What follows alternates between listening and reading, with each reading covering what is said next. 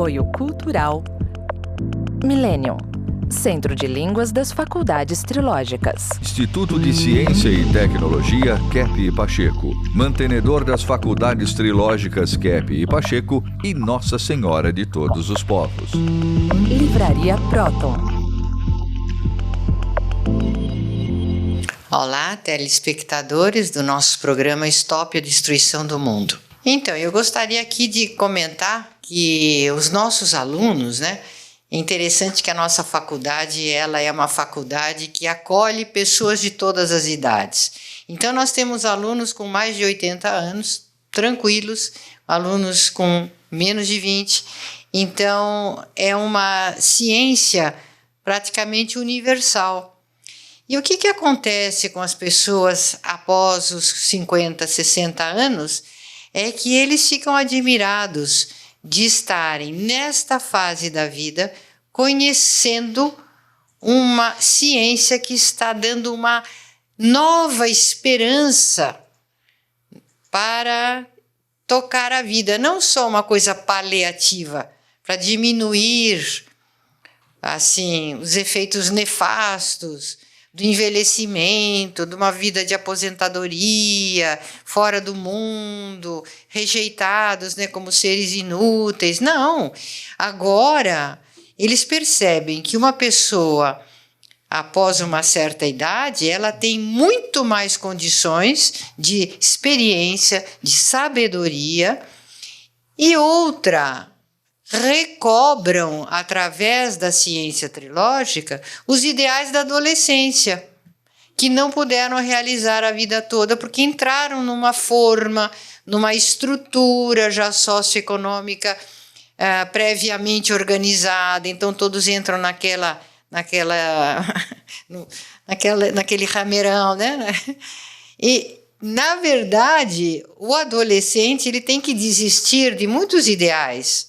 Mas nessa idade, bem mais avançada, e conhecendo a ciência trilógica, eles têm uma eureka. Puxa, mas então tem muitos dos meus ideais que eu posso reviver, ideais da minha juventude, e que eu posso retomar na prática, que eu posso praticar os meus ideais sem grande dificuldade. Então, eu acho que isso é uma grande nova, é uma excelente nova para todos nós, E uma esperança, inclusive para os jovens, que um dia vão ficar com mais idade, que eles já podem começar num caminho mais certo, mais livre, mais verdadeiro, desde a juventude. Agora, para saber o que eu estou falando, precisa fazer nossos cursos, precisa saber ler nossos livros, assistir nossas aulas, fazer psicanálise integral, participar de grupos terapêuticos. A nossa faculdade tem vamos dizer, um subtítulo, Terapia para o Mundo. É terapia para as pessoas, é terapia para a sociedade, é terapia para o meio ambiente e é até uma terapia espiritual. Dr. Kepp. Eu gostaria de mostrar o seguinte. Atualmente, muitas pessoas falam da vinda do anticristo, que seria um indivíduo incrível, de poder terrível, e esse indivíduo iria causar desordem na humanidade. Essa é a opinião, principalmente das pessoas espiritualistas, da vinda de um ser assim muito perigoso para a humanidade.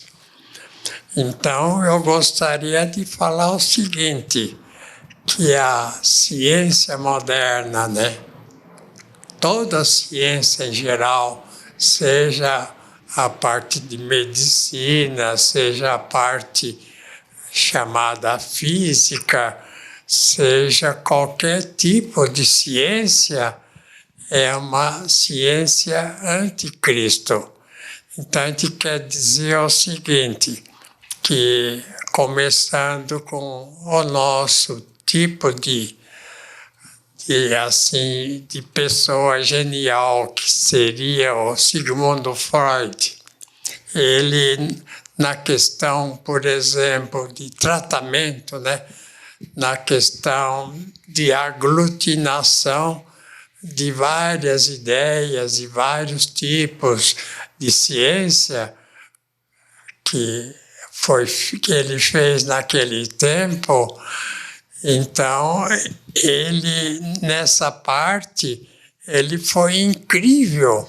Ele conseguiu unir, né, o tipo de técnica com o tipo de teoria, com o tipo, assim, praticamente de tratamento psicológico, que não praticamente precisava de mais, assim, tratamento, porque a doença não vem só da vida orgânica, ela aparece, mas a doença vem da vida psicológica, das emoções. Então a gente pode dizer o que causa a doença. Por exemplo, a soberba, né? A soberba é um termo muito usado, não na ciência, mas na teoria, como que fosse um pecado. Então, o indivíduo soberbo, que é aquele que acha que sabe tudo, que é dono da verdade e que não aceita opinião de ninguém. Então, a soberba é um tipo de indivíduo arrogante que não ouve ninguém. Então, no processo psicoterápico, né, de psicoterapia, o indivíduo mais assim difícil de ser tratado é o indivíduo arrogante. Até existe mesmo a ideia de que o ser humano ele não conseguiu ficar no paraíso pela arrogância, né? Ele não se submeteu às leis paradisíacas, às leis do paraíso. Então, não pode viver uma vida de paraíso. Então, a soberba é um termo muito usado na teologia, mas se não for usado na ciência, então não diz quase nada dos males que o ser humano tem. E um segundo termo, vocês querem dar algum exemplo rápido ou não da soberba? Dr. Kepp, eu estava lendo agora há pouco um sermão do Padre Vieira, né, onde ele mostra a queda que muita gente teve por causa dessa questão da soberba, né? Principalmente ele citou empreendimentos militares lá, que o rei não quis ouvir os conselhos, né? Então ele disse que a principal virtude de qualquer vitória na vida é a pessoa que aceita o conselho daqueles que sabem mais, né? E o soberbo não aceita conselho nenhum, então ele fracassa.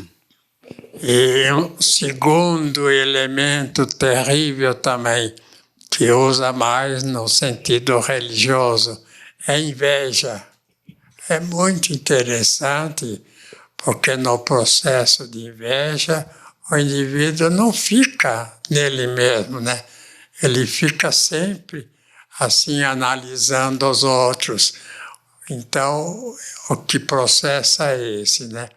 A inveja é uma atitude contra a realidade. Então, até Freud falava que a inveja é que traz muitos males para os seres humanos, porque a inveja atinge, né, a vida também orgânica. Quer falar? Então, Salomão dizia que a inveja é a cárie dos ossos. Então, toda vez que nós temos cárie dentária, é ligada à raiva e também à inveja. Nós queremos destruir o que tem de belo, de saudável, né, dos dentes naturais. Então, muitas doenças orgânicas estão ligadas, acho que todas, né, ligadas à questão da inveja, de destruir o corpo, a saúde, a estética do corpo. Então, a inveja é um parceiro da soberba. A gente pode dizer o seguinte, que na soberba o indivíduo não aprende nada. Por quê, né? Porque ele acha que sabe tudo, né? Não tem mais nada o que aprender, né, Dr. Kepp? Então, até no livro sagrado fala que Adão e Eva, que estão assim, foram assim eliminados do paraíso por ouvir o anjo doido, né, que é o Lúcifer, assim, praticamente levando os habitantes lá do paraíso contra o próprio paraíso, contra Deus. Quer falar, Sidney? Dr. Kepp, eu queria dar um exemplo do que fizeram com o próprio Cristo, o que fizeram com Jesus Cristo. Pessoas, por conta muito da sua soberba, né? Algumas pessoas ali da elite de Israel daquele tempo, da elite de Jerusalém, da elite do templo de Jerusalém, na sua soberba não aceitaram o que Jesus Cristo trouxe. Inclusive, fizeram todo aquele esforço para que ele fosse crucificado, para que ele fosse morto, o condenaram à morte. Então, é um exemplo de uma grave soberba. Pessoas que se intitulavam religiosas, sobretudo, não aceitaram o que Deus trouxe e tentaram matá-lo. Eu queria também falar a respeito da soberba de pessoas que têm um nível socioeconômico não tão bom. Porque se tem a ideia de que uma pessoa que não está bem de vida é porque ela não teve as mesmas chances de outras pessoas. E o que a gente nota? Que muitas pessoas, muitos grupos, até países, eles sofrem dessa conduta hermética, de já acharem que tudo como eles fazem, como eles vivem, o que eles sabem é o melhor possível. E que nada que alguém possa trazer de novo, que vá contribuir para o conhecimento daquela pessoa, grupo ou nação, que aquilo é desprezível, é contraproducente. Então, toda pessoa pode notar isso, que é muito soberba, ela também manifesta um atraso intelectual, profissional e econômico. Então, a gente precisa prestar muita atenção nessa ideia de vitimação. Nós temos aqui na faculdade chances para todas as pessoas estudarem na nossa faculdade. E já cedemos diversas bolsas, né? 100%, por exemplo. E o que a gente percebe? Que as pessoas que recebem bolsas gratuitas têm muitas vezes um desprezo maior, não se dedicam, não querem aulas de reforço, não têm interesse por aquela auxílio cultural, intelectual, que vai dar chances para ele ter uma vida, inclusive econômica, melhor. Então, vamos começar a perceber que problemas sociais, eles têm muito a ver com essa problemática da psicopatologia, inveja, ira, paranoia, soberba, preguiça, que são problemas que o ser humano não gosta de ver em si mesmo, né? Então, nós temos que unir, né, o trio, vamos dizer, dos vícios infernais. É soberba, é inveja e é ira, né? O terceiro elemento terrível para o ser humano é a questão da ira, né? O indivíduo que nunca está contente com o que tem. O indivíduo que qualquer coisa que não seja da vontade dele, que é um problema da vontade. Ele quer que a vontade dele seja satisfeita.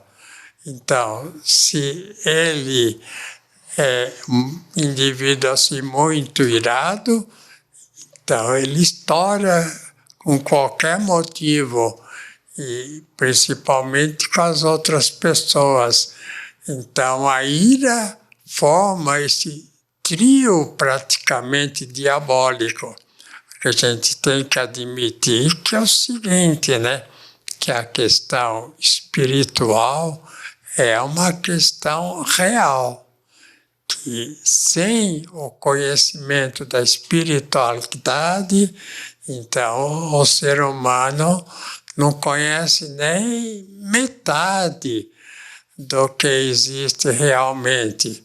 Espiritualidade, que é a parte psíquica praticamente, é 90% praticamente da pessoa. E 10% é a questão orgânica. Então, a questão orgânica é que vem praticamente da espiritualidade. Se é uma espiritualidade sã, o indivíduo é são. Se é uma atitude doentia, o indivíduo é doente. De maneira que a ira, geralmente ninguém presta atenção. Geralmente o povo leva muito em conta a questão da libido. Isso é muito interessante. Na questão psicopatológica, né? Na questão assim de doença, principalmente doença mental, o Freud deu uma importância fundamental. Freud, Melanie Klein, Bion deram uma importância fundamental à libido. Por quê? Porque a libido também é ligada ao corpo. E a libido é praticamente, vamos dizer, a parte mais visível que aparece no ser humano.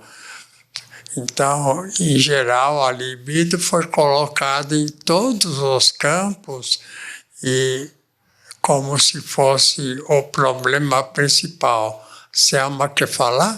Doutor Kepp, eu lembrei aqui que existe uma inversão muito comum entre todos, o povo e todos, que ter acesso à medicação ou ter acesso a tratamentos organicistas é sinônimo de ter saúde, ter acesso à saúde. E é claro que muitas vezes esses tratamentos e a medicação é necessária, evidentemente, mas não adianta ficar só nisso. Então, se não há um tratamento psíquico da alma do ser humano, nesses elementos que o senhor trouxe, a soberba do indivíduo, a inveja que ele tem, né, o ataque ao bem, a raiva, essa ira, se não se trata dessa parte, nunca a pessoa vai ter saúde. Tenha o tratamento organicista que ela tiver. Então, a trilogia traz isso, né, o tratamento do que é básico e essencial no ser humano. Então, muitas pessoas perguntam por que a trilogia trata da saúde? Por que une essa questão, né, psíquica, essa questão teológica com a questão da saúde? Mas é justamente por esse motivo, né? Porque não existe saúde se o indivíduo é soberbo. Não existe saúde se o indivíduo é invejoso. Não existe saúde se o indivíduo é cheio de ira. E também não existe saúde se o indivíduo é avarento. Então, o indivíduo avaro, né, que praticamente ele é rico e, como houve nos Estados Unidos um exemplo interessante lá de um cliente, ele era super rico e quando ele via um cento, quer dizer, uma moeda pequena praticamente no chão, ele corria para pegar como se aquela moeda de 1 centavo, né, em português, fosse dar felicidade para ele. Então, essa é uma questão que causa muita doença, nos dois sentidos, né? O indivíduo que é, vamos dizer, avarento, e o indivíduo que não consegue ganhar nada, que ele, ou então não consegue, assim, no caso da avareza, gastar nada, que ele acumula e praticamente teve uma vida infeliz. Quer falar, César? Com relação a exatamente isso que o senhor está falando, dessas duas doenças, a avareza e a soberba, eu noto que nós, a partir do século XX, nós entramos num período materialista muito forte. Então foi sedimentando a ideia contra a existência de um ser espiritual criador de tudo, ou seja, Deus. Então cada vez menos pessoas acreditam em Deus se deixar guiar por essa ciência materialista. É sabido que muitos alunos entram em escola de medicina acreditando em Deus e saem de lá ateus. Então isso força o materialismo na pessoa e tira a ideia de uma verdade absoluta. Se eu não acredito em Deus, eu não tenho verdade absoluta. Então quem é o parâmetro da verdade? Sou eu. O que eu penso é que é verdade. Então isso aumenta a soberba da pessoa. Então nunca a pessoa vai achar que o outro tem razão. Ela vai achar que sempre ela tem razão. O que ela pensa é que está certo. Então isso é um fator muito grave. O materialismo aumentou muito a soberba das pessoas e, por consequência, a avareza, porque a pessoa passa a enxergar no material a riqueza e abandona os aspectos espirituais. É exatamente isso que a gente está observando no mundo hoje, essa decadência enorme trazida por um materialismo destituído da parte espiritual. Sabe, outra questão que ninguém fala, que geralmente é tido como normal no ser humano, é a questão da gula, né? Ninguém fala, come demais, ou até come de menos. Ninguém fala que a gula é prejudicial.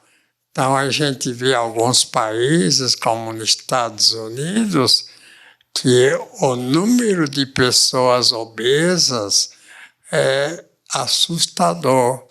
Então, essa atitude de comer demais, glutonaria, né, é uma questão que causa doença, mas é claro, né, o organismo tem um excesso de alimentação e não faz assim a digestão, não faz os movimentos necessários para sobreviver.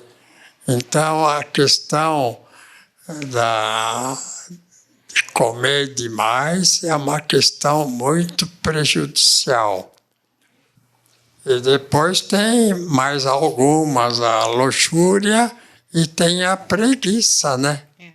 Que encerra os sete sim, vícios principais, os 7 defeitos principais que a humanidade tem, de maneira que a questão por exemplo, a questão dos vícios, a questão que os religiosos chamam de pecado, não é uma questão assim tão fora da realidade, mas tem que ver assim unido com os outros elementos para notar a realidade, né?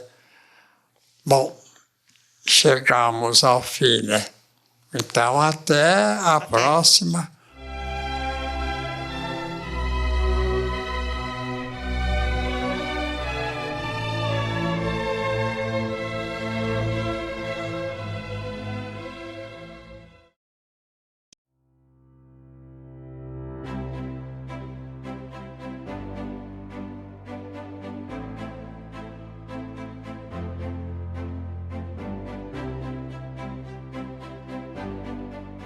O que há por trás de um ventilador Cap Motor?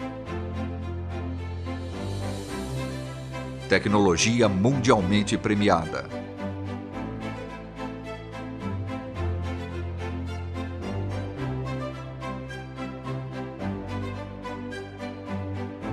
Capta e transmite a energia do magnetismo. Neutraliza ondas prejudiciais que nos cercam. Harmoniza o ambiente. Fortalece o sistema imunológico.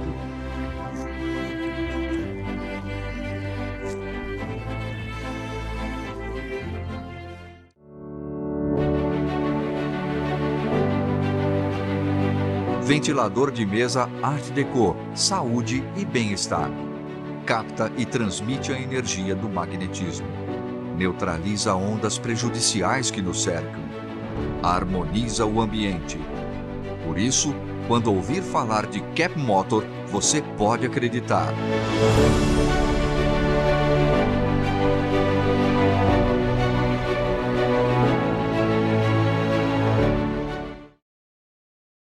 Hi, welcome to Millennium Language Institute, the language center of the Kepi Pacheco Trilogical College here in São Paulo, Brazil. What does it mean to study languages with us? Well, first of all, we offer a lot of them.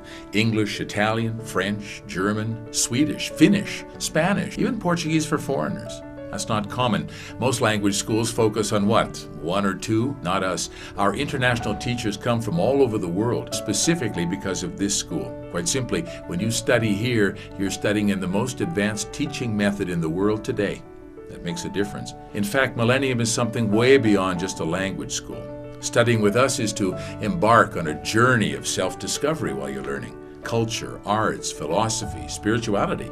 It's all here. But what about the language, you ask? Will I actually be able to speak and understand? Most important thing, of course you will. Our leading-edge therapeutic methodology, developed by Dr. Norberto Kepi, is great for accelerating language learning. It's therapeutic, after all, and why therapeutic? Because the difficulties students have in learning a language go way beyond grammar and vocabulary. Those are things we need to take care of course, but that's not where the learning problems lie. It's more like this. Students say to us, I could read okay, answer some emails, I can understand a bit when people speak to me, but when I have to speak, I dar branco. Isn't that the thing? In the moment of speaking, you block. You can have all that grammar running around in your head, the prepositions and phrasal verbs and pronunciation tips you learn from the YouTube channel, but the blocks or the embarrassment or the fear, that's what stops us. And helping you with that is what we're specialists at. Our classes are dynamic, interesting, and even fun. When's the last time you had fun in a language class? These are unlike any language classes you've ever attended before, and that helps you learn. Come on in and find out more. We're the Millennium Language Institute. We're waiting for you.